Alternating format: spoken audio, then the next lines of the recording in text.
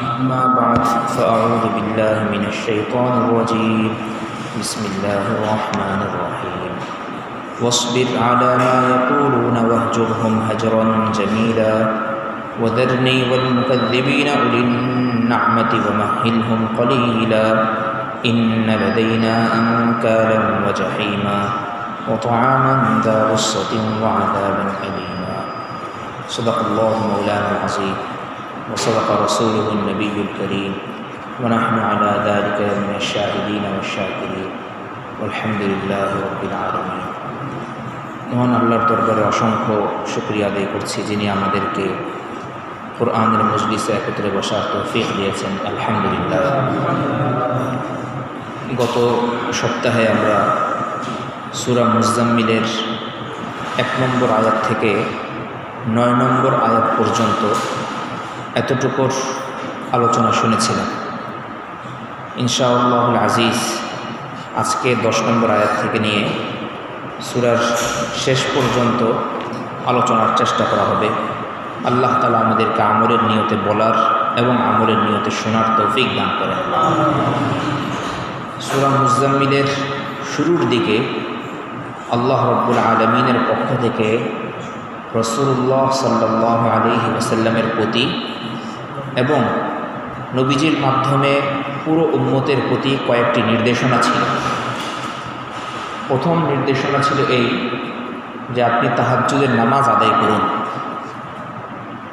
এরপরের নির্দেশনা ছিল কোরআন শরীফ তারতিলের সাথে তেলাওয়াত করুন। এরপরের নির্দেশনা ছিল আল্লাহ তাআলার জিকির করুন এবং আল্লাহ রাব্বুল আলামিনের প্রতি পরিপূর্ণরূপে মুতাওয়াজ্জিহ অভিমুখী হয়ে যান। এরপরের নির্দেশনা ছিল ফাত্তাখিযহু ওয়াকিলা, পূর্ব পশ্চিমের রব আল্লাহ তাআলাকেই আপনি আপনার ভরসার স্থল এবং অভিভাবক রূপে গ্রহণ করুন। 10 নম্বর আয়াতে আল্লাহ রাব্বুল আলামিন বলছেন ওয়াসবির আলা মা ইয়াকুলুন ওয়াহজুরহুম হাজরান জামিলা। কাফের মুশরিকরা আপনার বিরুদ্ধে যা কিছু বলে সেগুলোর উপর আপনি সবর করুন, ধৈর্য ধারণ করুন এবং তাদেরকে পরিত্যাগ করুন উত্তম রূপে পরিত্যাগ। তাদেরকে পরিত্যাগ করুন খুবই উত্তম রূপে। মুফাসসিরিনে কেরাম বলেন আল্লাহ তাআলাকে পাওয়ার জন্য যতগুলো পথ আছে এর মধ্যে অন্যতম একটা পথ হচ্ছে কাফির মুশরিকদের নানা রকমের কটু মন্তব্য শোনার পর, তাদের বিভিন্ন রকমের খারাপ কথা শোনার পর ঈমানের উপরে জমে থাকা এবং সবর ও ধৈর্য ধারণ করতে পারা। তাহাজ্জুদ যেভাবে আল্লাহ রাব্বুল আলামিন এর কাছে পৌঁছার একটি পথ, তারতিলের সাথে কোরআন তেলাওয়াত, কোরআন নিয়ে চিন্তা ভাবনা, কোরআনের আয়াতকে অন্তরের মধ্যে লালন করার চেষ্টা এবং আল্লাহ রাব্বুল আলামিনের প্রতি তাওয়াক্কুল ও ভরসা, এগুলো আল্লাহ তাআলাকে পাওয়ার বিভিন্ন পথ। যেরকম আল্লাহ তাআলাকে পাওয়ার অন্যতম পথ এটিও যে কাফের মুশরিক যদি ঈমানদার ব্যক্তিকে কোনো গালি দেয়, ঈমানদার ব্যক্তিকে ঈমানের কারণে যদি কটু কথা শোনায়, তাহলে ধৈর্য ধারণ করা, সবর করা। ওয়াহজুরহুম হাজরান জামিলা, এবং তাদেরকে সুন্দরভাবে পরিত্যাগ করা। তারা যেই বাক্য এবং শব্দ ব্যবহার করছে সেই শব্দে তাদেরকে উত্তর না দেওয়া। নবীজিকে কাফির মুশরিকরা পাগল বলেছে, জাদুকর বলেছে, গণক বলেছে, কিন্তু নবীজি কখনোই প্রত্যুত্তরে তাদেরকে এ কথা বলেন নাই আমি পাগল না বরং তোরা পাগল, আমি জাদুকর নই বরং তোরা জাদুকর, আমি গণক নই বরং তোরা গণক। এভাবে আল্লাহ রাসূল সাল্লাল্লাহু আলাইহি ওয়াসাল্লাম উত্তর দেননি। অশালীন ভাষার বিরুদ্ধে নবীজি সাল্লাল্লাহু আলাইহি ওয়াসাল্লাম বলেছেন, কিন্তু শালীনতা বজায় রেখেছেন। এটা ইসলামের বিরাট বড় এক আদর্শ। অশ্লীল ভাষার বিরুদ্ধে কথা বলা হবে ঠিক, কিন্তু ইসলামের যে আদব এবং শিষ্টাচার সেগুলোকে ভুলে যাওয়া যাবে না। যারা বিরোধী পক্ষ, যাদের সাথে আমার বনিবনা হচ্ছে না, তাদেরকে আমি ত্যাগ করব ঠিক, কিন্তু ত্যাগ করার সময় এক অনন্য শৈল্পিক আচরণ আমি তাদের সাথে করব। গ্রহণ করাটা এটা যেভাবে সৌন্দর্যমণ্ডিত হবে, ত্যাগ করাটাও সুন্দর হবে। এমন না যতদিন আমি গ্রহণ করে আছি ততদিনই সুন্দর ব্যবহার, যেই ত্যাগ করছি সাথে সাথে তার পূর্বেকার সব ভালো আচরণের কথাও ভুলে যাচ্ছি। এটা ইসলামের আদর্শ না। তালাকের আলোচনা প্রসঙ্গে আল্লাহ রাব্বুল আলামিন মুসলমানদেরকে নির্দেশনা দিয়েছেন, ফাইমসাকুন বিমারুফ আও তাসরিহুন বিইহসান। যদি স্ত্রীকে রাখতে হয় সুন্দর ব্যবহার করে রাখো, আর যদি ছাড়তে হয় তাহলে সুন্দরভাবে তাকে ছাড়ো, তাকে তার বাবার বাড়িতে সুন্দরভাবে পৌঁছে দাও। আরেক আয়াতে আল্লাহ তাআলা তালাকের আলোচনা প্রসঙ্গে বলেন, ওয়ালা তানসাউল ফাদলা বাইনাকুম। তোমরা নিজেদের মধ্যকার যেই পারস্পরিক ভালো আচরণগুলো ছিল দাম্পত্য জীবনে, এগুলোকে তোমরা একটি শব্দের কারণে ভুলে যেও না। তালাক যে সম্পর্কে আল্লাহ রাসূল সাল্লাল্লাহু আলাইহি সাল্লাম বলেছেন, আবগাদুল হালালি ইলাল্লাহ, আল্লাহ তাআলার কাছে সবচাইতে নিকৃষ্টতম কাজ হচ্ছে, হালাল বৈধ কাজ হচ্ছে প্রয়োজনের ক্ষেত্রে তালাক দেওয়া। সবচাইতে নিকৃষ্ট হালাল বলা হয়েছে সেটাকে। এ সত্ত্বেও দেখুন আল্লাহ রাব্বুল আলামিন সেগুলোর তালাকের ব্যাপারে কত নির্দেশনা দিয়েছে, যে তালাক হলেও দুই পরিবারের মধ্যে যেন একটা বোঝাপড়া থাকে। তালাক হলেও এমন যেন না হয় যে তালাক হয়ে গেল এই জন্য এখন ছেলে পক্ষ মোহরের টাকা আর দিচ্ছে না, এমন যেন না হয়। আর বর্তমান সমাজে তো আমরা মোহরের টাকাকে বিবাহের গ্যারান্টি মানি হিসাবে আমরা এটাকে গ্রহণ করেছি। আমরা মনে করি যে বিবাহ বিচ্ছেদ যদি হয় তাহলে হয়তো এটা দেওয়া লাগবে, অন্যথায় এটা দেওয়ার প্রয়োজন নেই। না, নাউযুবিল্লাহি মিন যালিক। বিবাহ হয়েছে, সাথে সাথেই স্ত্রীর আমার কাছে হক হয়ে গেছে, পাওনা হয়ে গেছে, সে আমার কাছে যেই মোহর ধার্য করা হয়েছে সেটা পাবে। যদি বাসর হয়ে যায় তাহলে পূর্ণটা পাবে, আর যদি বাসর হওয়ার আগেই বিচ্ছেদ হয়ে যায়, বাসর হওয়ার অর্থ হলো স্বামী স্ত্রী এক ঘরে থাকার মতন অল্প সময়, সেটা 15 থেকে 20 মিনিট সর্বোচ্চ, যতটুকু সময় স্বামী স্ত্রী একত্র হওয়ার সুযোগ আছে, এতটুকু সময় যদি তারা এক ঘরে অবস্থান করে তো এটাকে ইসলামী শরীয়ত অনুযায়ী বাসর বলা হয়। চাই একত্রে তারা মেলামেশা করুক কিংবা না করুক। তো যেটা বলছিলাম, বাসর হয়ে গেলে মোহরের পুরো টাকা পাবে, যেটা ধার্য করা হয়েছে সেটা পুরোটা পাবে। আর যদি বাসর না হয় তাহলে যেই মোহর নির্ধারণ করা হয়েছিল কোরআনের বিধান মোতাবেক তার অর্ধেকটুকু পাবে। এটা ইসলামের বিধান। বিবাহ টিকে থাকবে এজন্য আমি 5 লাখ টাকা মোহর নির্ধারণ করব, 10 লাখ টাকা করব, এজন্য আল্লাহ রাব্বুল আলামিন এই মোহরের সিস্টেম রাখেন না। তো বলছিলাম যে আল্লাহ রাব্বুল আলামিন তালাকের মধ্যেও যেটা সবচাইতে নিকৃষ্টতম একটা হালাল কাজ প্রয়োজনের ক্ষেত্রে, সেখানেও কত নির্দেশনা দিয়েছেন। ওয়ালা তানসাউল ফাদলা বাইনাকুম, পরস্পরের শ্রেষ্ঠত্বের কথাগুলো, গুণের কথাগুলো তোমরা মুহূর্তেই ভুলে যেও না। তো আল্লাহ তাআলাকে পাওয়ার অনেকগুলো পথের মধ্যে এটাও একটা পথ যে কাফের মুশরিকরা আমার বিরোধী পক্ষ আমার সম্পর্কে যেই কথা বলবে তার উত্তরে আমি তার সাথে শালীন কথা ব্যবহার করব।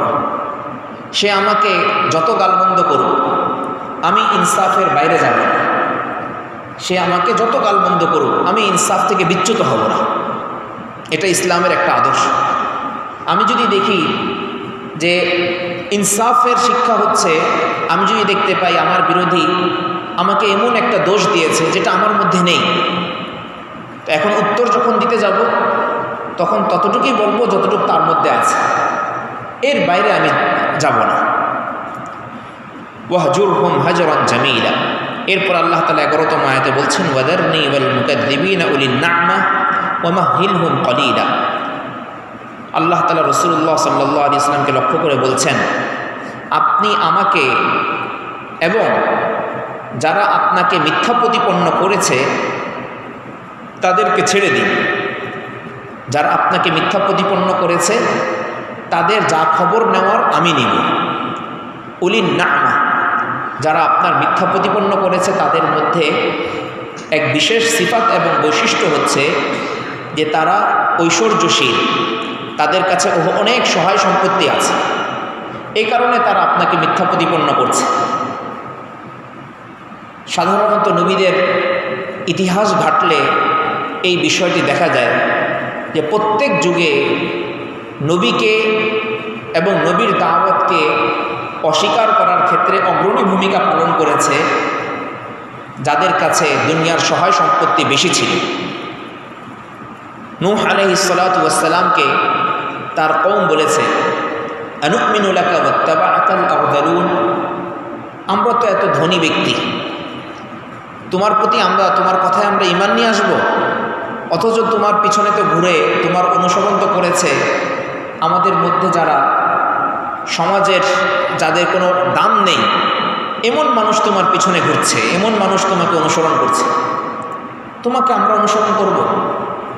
তায়েফবাসীরা রাসূলুল্লাহ সাল্লাল্লাহু আলাইহি ওয়াসাল্লাম সম্পর্কে একই ধরনের কথা বলেছিল যে কী ব্যাপার, দুই পাহাড়ের মধ্যবর্তী এত উত্তম জন, এত টাকা পয়সাওয়ালা মানুষ আছে, তাদেরকে আল্লাহ তাআলা নবুয়ত না দিয়ে নবুয়ত দিলেন একজন এতিম বালককে। এটা কেমন কথা হলো? যার কাছে কোনো সহায় সম্পত্তি নেই, কোনো কিছু নেই, একে আল্লাহ তাআলা নবুয়ত দিয়ে দিলেন? না, এটা চলতে পারে না।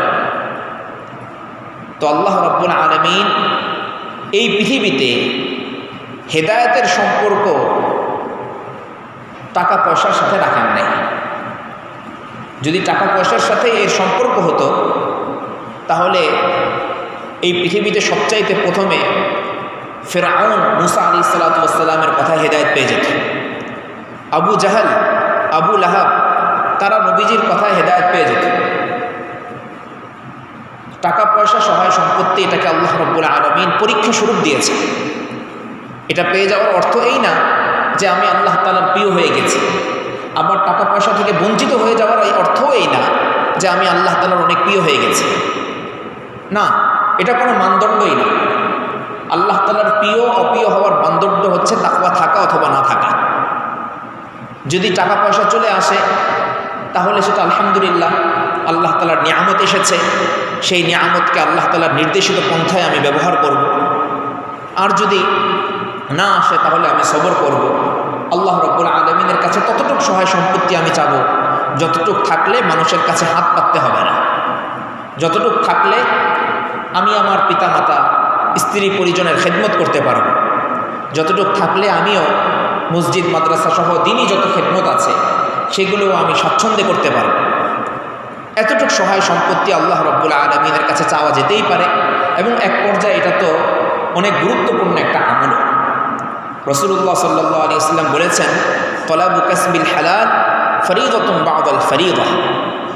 হালাল রুজি সম্পত্তির জন্য অন্বেষণে থাকা এটাও অন্যতম একটি ফরজ বিধান, অন্যতম একটি ফরজ বিধান। সামনে এ সম্পর্কে আমরা আরও কিছু কথা বলবো যে আল্লাহ রাব্বুল আলামিন কোরআনের বিভিন্ন জায়গায় বলেছেন তোমরা আল্লাহ তাআলার ফজল অনুসন্ধান করো। তো ফজলের ব্যাখ্যা আমরা সামনে আসছি। তো এখানে আল্লাহ তাআলা বলেছেন ওয়াদারনি ওয়াল মুকাদ্দিবিন, যারা আপনাকে মিথ্যা প্রতিপন্ন করে এদের মধ্যে অধিকাংশের সংখ্যা হচ্ছে এরকম যে তারা দুনিয়ার সহায় সম্পত্তি পেয়ে আপনাকে ভুলে যাচ্ছে, আমাকে ভুলে যাচ্ছে। তো তাদের কি করতে হবে? তাদের বিষয়টি আপনি আমার উপরে ছেড়ে দিন। ওমা হিলহুম কলিলা, এবং অল্প কিছু দিনের জন্য আপনি তাদেরকে অবকাশ দিন, ছেড়ে রাখুন। ইন্না লাদাইনা আনকালা ওয়া জাহিমা, আমার কাছে তো আছে বিরাট বিরাট শেকল যেটা দিয়ে আমি তাদেরকে পায়ে দড়ি বাঁধব। ওয়া জাহিমা, অগ্নিকুণ্ড জাহান্নাম। ওয়া তাআমান দা গুসসাতিন, এবং এমন খাবার যা গলায় আটকে যাবে। খেতে চাবে, জাহান্নামে যাওয়ার পর জাহান্নামীরা খেতে চাবে, তাদেরকে দেওয়া হবে খাবার, মুখে দেওয়া মাত্রই জিহ্বা পুড়ে যাবে।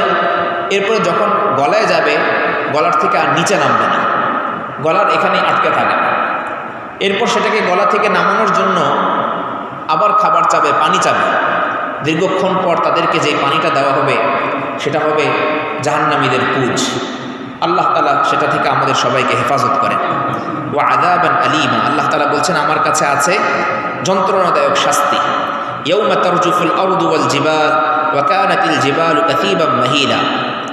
এই শাস্তিগুলো সূচনা হবে সেই দিন থেকে যেদিন জমিন এবং পাহাড়গুলো প্রকম্পিত হবে, আর পাহাড়গুলোকে আপনি দেখতে পাবেন যে সেগুলো উঠতে পারে, এরকম বালুকণায় পরিণত হয়ে গেছে। ইন্না আরসালনা ইলাইকুম রাসূলান শাহিদান আলাইকুম, আল্লাহ তাআলা বলছেন 15তম আয়াতে যে আমি তোমাদের প্রতি প্রেরণ করেছি এমন একজন রসুল যিনি তোমাদের ব্যাপারে সাক্ষ্য দিবেন, সাক্ষ্য দিবেন। তো রাসূলুল্লাহ সাল্লাল্লাহু আলাইহি ওয়াসাল্লাম কিয়ামতের দিন আমাদের ব্যাপারে সাক্ষ্য দিবেন যে এই লোক ঈমানদার ছিল, এই লোক আমার কথা অনুযায়ী আমল করেছে, এই লোক আমার প্রতি বিশ্বাস স্থাপন করেছে।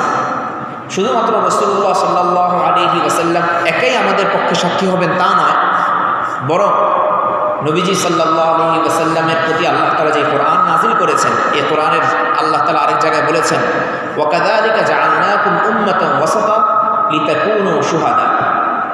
আল্লাহ তাআলা এই পুরা উম্মতকেই, আল্লাহ তাআলা নবীজির পুরা উম্মতকেই সাক্ষী হিসাবে নির্বাচন করেছেন। অনেক নবী এরকম থাকবে যেই নবীর অনুসরণকারী এই পৃথিবীতে একজনও ছিল। আল্লাহ তাআলার কাছে তারা ফরিয়াদ জানাবে, হে আল্লাহ, আমরা তো পৃথিবীতে আপনার যে দাওয়াত কার্য, যে রিসালাতের দায়িত্ব দিয়েছিলেন সেটা আমরা পৌঁছে দিয়েছি। আল্লাহ তাআলা বলবেন তোমার জাতির মধ্যে থেকে একজন সাক্ষী আনো। তিনি তখন বলবেন যে আমার জাতি থেকে কোনো সাক্ষী আমার পক্ষে নাই, মানে যারা আমার প্রতি ঈমান এনেছিল এমন একজন ব্যক্তিও নাই, আমি কাকে সাক্ষী হিসাবে উপস্থাপন করব? কাফেরদেরকে উপস্থাপন করব? তখন তিনি বলবেন যে ওই নবী তখন বলবেন আমার সাক্ষী আমার উম্মত থেকে না হলেও মুহাম্মদুর রাসূলুল্লাহ যিনি সর্বশেষ নবী, তিনি এবং তার উম্মতের পক্ষ থেকে আমি সাক্ষী উপস্থাপন করতে পারি। তখন রাসূলুল্লাহ সাল্লাল্লাহু আলাইহি ওয়াসাল্লাম এবং আমি আপনি আলহামদুলিল্লাহ ওই নবীর পক্ষে সাক্ষী দিব যে এই নবী আল্লাহ রাব্বুল আলামিনের যে দায়িত্ব ছিল সেটা উম্মতের কাছে পৌঁছে দিয়েছে। কত বড় মর্যাদা! একজন নবী যার মর্যাদা সবচাইতে উপরে, তার পক্ষে আল্লাহ রাব্বুল আলামিন সাক্ষী হিসেবে আমাদেরকে ব্যবহার করবে। এটা কি কম মর্যাদার কথা? এই মর্যাদায়, একটা মাত্র মর্যাদায় তো আল্লাহ রাব্বুল আলামিনের এই উম্মতকে কত দামি বানিয়েছেন সেটা বোঝার জন্য যথেষ্ট। তো আল্লাহ তাআলা বলছেন আমি তোমাদের প্রতি একজন রসুল পাঠিয়েছি যিনি তোমাদের ব্যাপারে সাক্ষ্য দিবেন। কামা আরসালনা ইলা ফিরআউনা রাসূলা, যেমন ফিরআউনের প্রতি আমি একজনকে রসুল হিসাবে পাঠিয়েছিলাম, সেই রসুলের নাম হযরত মূসা আলাইহিস সালাতু ওয়াস সালাম। ফাআসা ফিরআউনুর রাসূলা ফাআখাযনাহু আখযান ওয়াবিলা। তখন ফিরআউন সেই রসুলকে, মূসাকে মিথ্যা প্রতিপন্ন করলেন, তার অবাধ্য হলো। ফাআখাযনাহু আখযান ওয়াবিলা, ফলশ্রুতিতে আমি ফিরআউনকে খুব কঠোরভাবে পাকড়াও করলাম। ঘটনা প্রসিদ্ধ যে পানির উপর দিয়ে অতিক্রম করার সময় আল্লাহ রাব্বুল আলামিন ফিরআউনকে সেই পানিতে ডুবিয়ে মারলেন। ফাকাইফা তাত্তাকুনা ইন কাফারতুম ইয়াওমান ইয়াজআলুল বিলদানা শিবা। ইতিহাস দেখে কি তোমরা শিক্ষা লাভ করো না? আল্লাহ তাআলা প্রশ্ন রাখছেন, যদি তোমরা কুফরি করো তাহলে সেই দিনের ব্যাপারে তোমরা কি ভয় পাচ্ছ না, যেই দিনটি বাচ্চাদেরকে বৃদ্ধ বানিয়ে দিবে? একটি দিন বাচ্চাদেরকে বুড়ো বানিয়ে দিবে, কারণ সেই দিনের ব্যক্তি হবে 50,000 বছর। অথবা এই আয়াতের ব্যাখ্যা হলো বাচ্চাদেরকে বুড়ো বানিয়ে দিবে, মানে এই দিনটি এতটাই ভয়াবহ হবে বাচ্চারা পর্যন্ত দেখে ভীত বিহ্বল সন্ত্রস্ত হয়ে পড়বে। কোরআনের 17 নম্বর পারার সূরা হাজের মধ্যে আল্লাহ রাব্বুল আলামিন বলেছেন এতটাই ভয়াবহ হবে যে অন্তঃসত্ত্বা মা সে এই অবস্থা দেখে গর্ভপাত করে ফেলবে। এতটাই কঠিন মুহূর্ত হবে। সব মানুষকে দেখে মনে হবে যে তারা মাদকতায় আক্রান্ত, নেশাগ্রস্ত। বা তারা নাস সুকারা, কিয়ামতের অবস্থা দেখার পরেই মানুষদেরকে দেখলে মনে হবে যে তারা নেশাগ্রস্ত। ওয়ামাহুম বিসুকারা, বাস্তবে তারা নেশাগ্রস্ত নয়। ওয়ালাকিন্না আযাবাল্লাহি শাদীদ, কিন্তু আল্লাহ তাআলার আযাব অত্যন্ত কঠিন। আস-সামাউ মুনফাতিরুম বিহি, সেই দিনের অবস্থা ভয়াবহতার কারণে আসমান ফেটে পড়বে, চৌচির হয়ে যাবে। কানা ওয়াদুহু মাফউলা, তার ওয়াদা, আল্লাহ রাব্বুল আলামিনের ওয়াদা, সেটা অবশ্যম্ভাবী, সেটা হয়েই রবে। ইন্না হাদিহি তাযকিরা, আল্লাহ তাআলা বলছেন এগুলো হচ্ছে উপদেশ। ফামান শাআ আত্তাখাযা ইলা রাব্বিহি সাবিলা, সুতরাং যার ইচ্ছা সে যেন তার রবের প্রতি পথ অবলম্বন করে। ইন্না রাব্বাকা ইয়া'লামু আন্নাকা তাকুমু আদনা মিন থুলুসাইল লাইলি ওয়া নিসফাহু ওয়া থুলুসাহু ওয়া তা'iফাতুম মিনাল্লাযীনা মা'আক, আল্লাহ তাআলা বলছেন নিঃসন্দেহে আপনার প্রতিপালক জানেন যে আপনি তো রাতের 2/3 কাছাকাছি সময় তাহাজ্জুদের মধ্যে দাঁড়িয়ে থাকেন। রাত যদি 9 ঘন্টার হয় তাহলে 6 ঘন্টা আপনি তাহাজ্জুদের মধ্যে যে দাঁড়িয়ে থাকেন সেটা আল্লাহ তাআলা খুব ভালোভাবেই জানেন। ওয়ানিসফাহু, কখনো কখনো আপনি রাতের পুরো অর্ধেক তাহাজ্জুদে দাঁড়িয়ে কাটিয়ে দেন। ওয়া সুলুসাহু, কখনো কখনো রাতের 1/3 আপনি তাহাজ্জুদে দাঁড়িয়ে কাটিয়ে দেন। শুধু আপনি কাটান এমন নয়, ওয়া তা'iফাতুম মিনাল্লাযীনা মা'আক, আপনার সাথে আল্লাহকে পাওয়ার জন্য আরও কিছু পাগল বান্দা আছে যারা আপনার সাথে সারা রাত জুড়ে তাহাজ্জুদের নামাজ আদায় করতে থাকে। ওয়াল্লাহু ইউকদ্দিরুল লাইলা ওয়ান নাহার, আল্লাহ তাআলা বলেন আর আল্লাহই তো রাত এবং দিনের পরিমাপ করেন।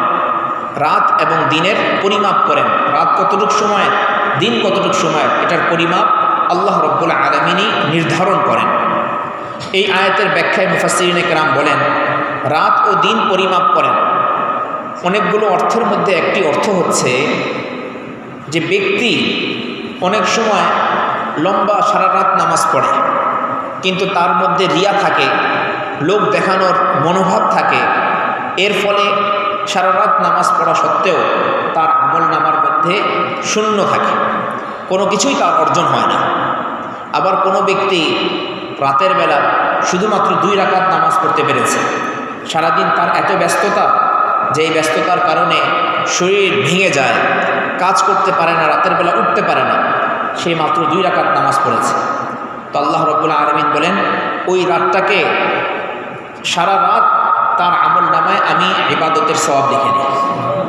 গত মজলিসে যেমনটি বলা হয়েছিল যে কোনো ব্যক্তি, রাসূলুল্লাহ সাল্লাল্লাহু আলাইহি ওয়াসাল্লাম উম্মতকে উৎসাহ দেওয়ার জন্য এতটুকু পর্যন্ত বলেছেন যে কোনো ব্যক্তি যদি এশার নামাজ এবং ফজরের নামাজ জামাতের সাথে পড়ে, আল্লাহ রাব্বুল আলামিন তার আমল নামার মধ্যেও সারা রাত ইবাদত বন্দেগী এবং তাহাজ্জুদের সওয়াব লিখে দেবেন।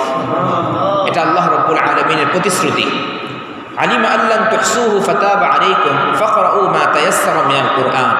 এরপর আল্লাহ তাআলা বলছেন, আল্লাহ তাআলা ভালো করেই জানেন যে তোমরা পুরা রাত ইবাদতের মধ্যে কাটাতে পারবে না, পুরা রাত ইবাদতের মধ্যে কাটাতে পারবে না, সুতরাং তিনি তোমাদেরকে মাফ করে দিয়েছেন।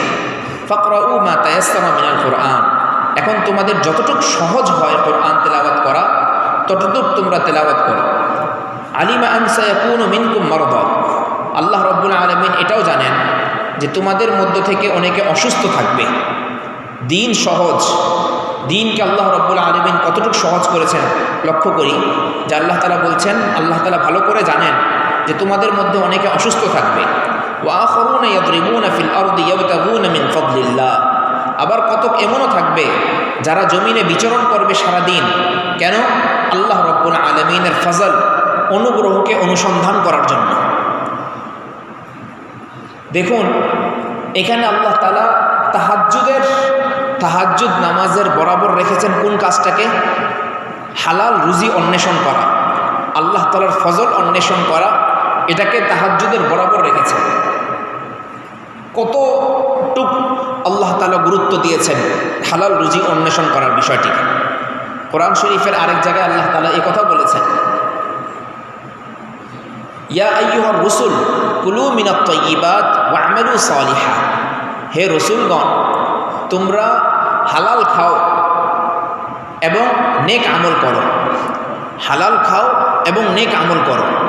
রাসূলুল্লাহ সাল্লাল্লাহু আলাইহি সাল্লাম বলেছেন যে আল্লাহ রাব্বুল আলামিন হালাল খাওয়ার এই বিষয়টিকে নেক আমলের আগে এনেছেন। কারণ কি, যদি আমার রুটি রুজি হালাল না হয় তাহলে আমি যত নেক আমলই করি না কেন সেই নেক আমলের মাধ্যমে আল্লাহ তাআলাকে পাওয়া সম্ভব না। রাসূলুল্লাহ সাল্লাল্লাহু আলাইহি ওয়াসাল্লাম আরেক হাদিসের মধ্যে এই কথা বলেন, অনেক সময় ব্যক্তি সফরে বের হয়, সফরে বের হওয়ার পর তার পুরো শরীর ধুলো মলিন হয়ে যায়, মাথা উস্কো খুস্কো হয়ে যায়, সে খুব ক্ষুধার্ত অবস্থায় থাকে। এমন সময় সফর মুসাফির যদি এমন সময় দোয়া করে তাহলে সেই দোয়া কবুল হওয়ার একটা অন্যতম সময়। কিন্তু এই সময় দোয়া করার পরেও তার দোয়ার উত্তরে আসমান থেকে এই কথা বলা হয় যে তোমার দোয়া কবুল করা হয়নি। কেন? কারণ তোমার খাবার দাবার হারাম ছিল, তোমার পোশাক হারাম ছিল, তোমার পানীয় হারাম ছিল। ফাআন্না ইউস্তাজাবু লাহ, সুতরাং তোমার দোয়া কিভাবে কবুল করা হতে পারে? তোমার দোয়া কিভাবে কবুল করা হতে পারে? তো আল্লাহ রাব্বুল আলামিন এই আয়াতের মধ্যে হালাল রুজি অন্বেষণ করাকে তাহাজ্জুদের বরাবর রেখেছে। এখান থেকে আমরা আবার ভুল অর্থ গ্রহণ না করি, এই অর্থ আবার না নেই যে হালাল রুজি গ্রহণ করার অর্থ কখনো এই না যে হালাল রুজি গ্রহণ করতে গিয়ে অন্বেষণ করতে গিয়ে আমি আমার আল্লাহ তাআলাকে একেবারেই ভুলেই যাব, নামাজ রোজার কোনো খবর থাকবে না, 5 ওয়াক্ত ফরজ নামাজ সেদিকেও আমাদের কোনো লক্ষ্য থাকবে না, পরিবারকে সময় দেওয়ার মতন তাদের আখলাক এবং তারবিয়াতকে গুছানোর মতন কোনো সময় থাকবে না, শুধু টাকা এবং টাকা, এই বিষয়ের পিছনে আমি দৌড়াতে থাকবো, বেশিন হয়ে যাব। এটাকেও আবার ইসলাম অনুমোদন করে না। ইসলাম কি বলেছে, যেটা আজকের সূরা নূরের তেলাওয়াতের মধ্যেও আমরা শুনেছি ঈশার নামাজে, রিজালুল্লাহ তুলহিহিম তিজারাতুন ওয়ালা বাইউন আন যিকরিল্লাহি ওয়া ইকামিস সালাতি ওয়া ইতাইজ যাকাত, যে আসল পুরুষদের বৈশিষ্ট্য তো হলো এই, তাদেরকে তাদের ব্যবসা বাণিজ্য বেচা কেনা আল্লাহ রাব্বুল আলামিনের জিকির থেকে, নামাজ থেকে, যাকাত প্রদান থেকে গাফেল করে না, বরং তাদেরকে যখনই নামাজের সময় হয় তারা সব কিছু বন্ধ করে দিয়ে হাইয়া আলাল ফালাহ, সততার পথে, সফলতার পথে আসো, সেই ডাকে তারা সাড়া দিতে পারে। এটা হচ্ছে মুমিনের আসল বৈশিষ্ট্য। وآخرون يضربون في الأرض يبتغون من فضل الله وآخرون يقاتلون في سبيل الله। আল্লাহ তাআলা আরও বলছেন, আল্লাহ তাআলা আরও জানেন যে তোমাদের মধ্যে কত এরকম থাকবে যারা আল্লাহর রাস্তায় জিহাদ করবে, লড়াই করবে। ফাকরাউ মা তায়াসসারা মিন, সুতরাং তাহাজ্জুদের মধ্যে যতটুকু তেলাওয়াত করা তোমাদের সহজ হয় ততটুকু তেলাওয়াত করো। ওয়া আকিমুস সালাহ ওয়া আতুজ যাকাহ ওয়া আকরিদুল্লাহ কারদান হাসানা, আর সালাত কায়েম করতে থাকো, যাকাত প্রদান করতে থাকো এবং আল্লাহ তাআলাকে উত্তমভাবে কর্জ দাও, আল্লাহ রাব্বুল আলামিনকে উত্তমভাবে কর্জ দাও। আল্লাহ তাআলার দেওয়া জান, আল্লাহ তাআলার দেওয়া মাল, এরপরে আল্লাহ তাআলা বলছেন কি, আমাকে কর্জ দাও। আল্লাহ তাআলা তো বলতে পারতেন যে সব কিছু আমাকে দিয়ে দাও, সেটা না বলে আল্লাহ রাব্বুল আলামিন বলছেন আমাকে কর্জ দাও। আর আল্লাহ তাআলা এমন সত্তা, যেই সত্তারকে কর্জ দিলে সেটাকে আল্লাহ রাব্বুল আলামিন বহু গুণে বৃদ্ধি করে আপনার কাছে পৌঁছে দেবে। সেই মহান সত্তাকে কর্জ দিতে আমাদের কি কখনো কার্পণ্য করা উচিত? এমনকি হাদিসের ভাষ্য অনুযায়ী বোঝা যায় আমি আমার পিতা মাতার পিছনে যেটা খরচ করছি সেটাও আল্লাহ রাব্বুল আলামিনকে কর্জ দেওয়ার অন্তর্ভুক্ত। রাসূলুল্লাহ সাল্লাল্লাহু আলাইহি ওয়াসাল্লামের একটি হাদিস, নবীজি বলেন, তুমি তোমার স্ত্রীর মুখে যেই লুকমাটা তুলে দিলে সেটার জন্য তোমাকে সৎকার সওয়াব প্রদান করা হবে। স্ত্রীকে আপনি খাবার দাবার দিচ্ছেন, সংসারে আপনি বাজার করে আনছেন, আপনার সন্তান সন্ততির জন্য আপনি খাবারের ব্যবস্থা করছেন, সেটাকেও কর্জে হাসান, উত্তম কর্জ হিসাবে আল্লাহ রাব্বুল আলামিন আখ্যায়িত করেছেন। আল্লাহ রাব্বুল আলামিন কত মেহেরবান এবং কত দয়ালু। ওয়া আকরিদুল্লাহ কারদান হাসানা ওয়া মা তুকদ্দিমু লিআনফুসিকুম মিন খাইরিন তাজিদুহু ইনদাল্লাহি ওয়া খায়রান ওয়া আযম আজরা, তোমরা তোমাদের নিজেদের জন্য যে কল্যাণকে আগে পাঠাচ্ছ সেটাকে অবশ্যই তোমরা আল্লাহর কাছে পাবে। কিভাবে পাবে? এর চাইতেও উত্তম হিসাবে পাবে এবং এর চাইতেও আরও বড় প্রতিদানের বিষয় হিসাবে তোমরা পাবে। মানুষ অনেক সময় এমনি একটুখানি কাজ করে এসে বাসায় ফিরেছে, বসতে বলছে, জামা খুলতে খুলতে অনেক সময় বলে উফ আল্লাহ। অনেক সময় আমরা বলি উফ আল্লাহ, এটা খেয়ালও বলি নেই, জিকিরের উদ্দেশ্যও বলি নেই, এমনি মুখ দিয়ে বের হয়েছে। মুসলমানের মুখ দিয়ে আল্লাহ শব্দটা এমনিও মাঝে মাঝে ভুল হয়ে যায়। আপনি চিন্তাও করেন নাই যে এটা আপনার আমল নামায় লেখা হয়েছে কিনা, কিন্তু যখন আপনার দু চোখ বন্ধ হবে তখন দেখতে পাবেন এই আল্লাহ কথাটাও আপনার আমল নামার মধ্যে আছে। শুধু আল্লাহ এতটুকু কথাই নাই, একবার আল্লাহ তাআলা বলেছেন, এজন্য কমপক্ষে কম থেকে কম হলেও 10 বার আল্লাহ লেখা আছে আপনার আমল নামার মধ্যে।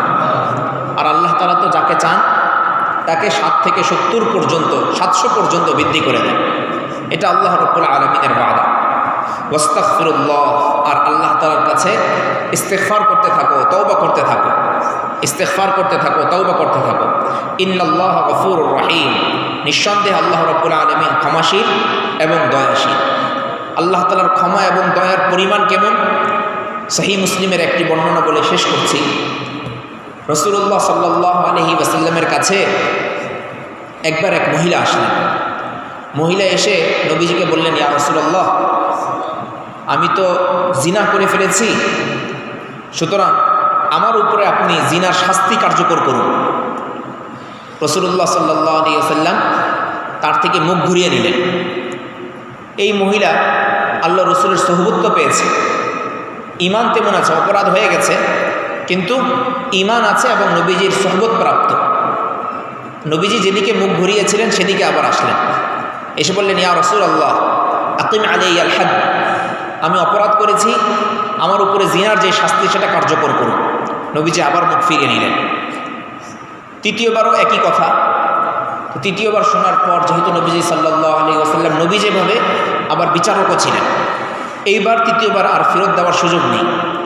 তিনি তখন বললেন, নবীজি সাল্লাল্লাহু আলাইহি ওয়াসাল্লাম তবুও ফেরত দিতে চাইলেন, বললেন, সম্ভবত তুমি এই কাজে লিপ্ত হওনি, বরং এর অগ্রবর্তী যে কাজগুলো হয়তো স্পর্শ করেছ কিংবা চুমু খেয়েছ ইত্যাদি এগুলো করেছ। উনি বললেন যে না, ইয়া রাসূলুল্লাহ, একজন স্বামী তার স্ত্রীর সাথে যে সকল কাজগুলো করে আমি সেইগুলো করে ফেলেছি, আপনি আমার উপরে জিনার যেই বিচার সেটা কায়েম করুন। রাসূলুল্লাহ সাল্লাল্লাহু আলাইহি ওয়াসাল্লাম কিছুক্ষণ চুপ রইলেন। এরপরে তার অবস্থা দেখে বুঝে আসলো যে ইনি গর্ভবতী হয়ে গেছেন, জিনার কারণে ইনি গর্ভবতী হয়ে গেছেন।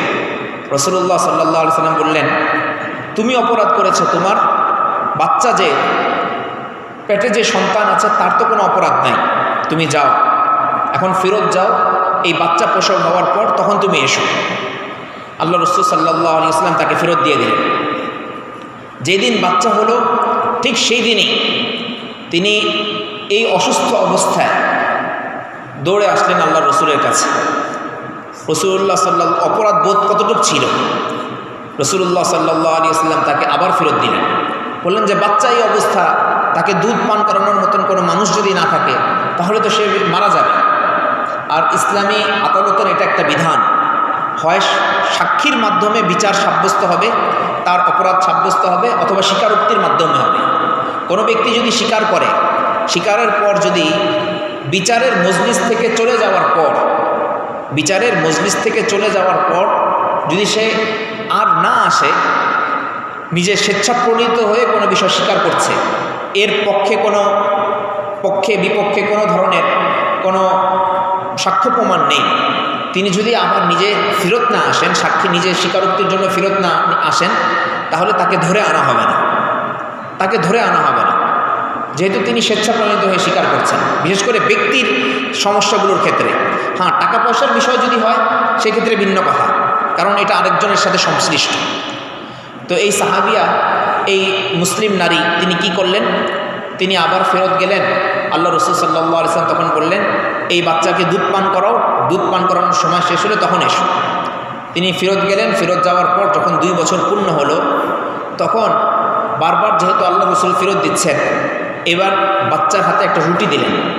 বাচ্চার হাতে একটা রুটি দিয়ে নবীজির দরবারে আসলেন এবং এসে বললেন, ইয়া রাসূলুল্লাহ, দেখেন আমার বাচ্চা রুটি খেতে পারে, এখন আমার বাচ্চা এই অবস্থায় চলে এসেছে যে রুটি খেতে পারে। এবং বাচ্চাকে বললেন যে বাবা রুটি খাও তো। বাচ্চা রাসূলুল্লাহ সাল্লাল্লাহু আলাইহি ওয়াসাল্লামের সামনে একটুখানি 2 বছরের বাচ্চা আর কতটুকু খাবে, অল্প একটু রুটি মুখে নিল। রসুল্লাহ সাল্লাহ আলী আসাল্লাম এই অবস্থা দেখে তার চোখ দিয়ে পানি চলে আসে। আল্লাহ রসুল সাল্লাহ আলি সাল্লাম বিচারক হিসেবে তার যেই জিনার যে শাস্তি ইসলামে, সেই শাস্তি প্রয়োগ করার জন্য একটা গর্ত খুঁড়তে বললেন। সেখানে তাকে পাথর নিক্ষেপ করা হচ্ছিল। খালেদ রাদিয়াল্লাহু আনহু সহ অনেক সাহাবারা তাকে পাথর নিক্ষেপ করছেন, জিনার যে শাস্তি সেটা প্রয়োগ করছেন। এমন সময় সেই নারীর শরীর থেকে একটুখানি রক্ত বের হয়ে এসে খালেদ রাদিয়াল্লাহু আনহুর মাথায় রাখল।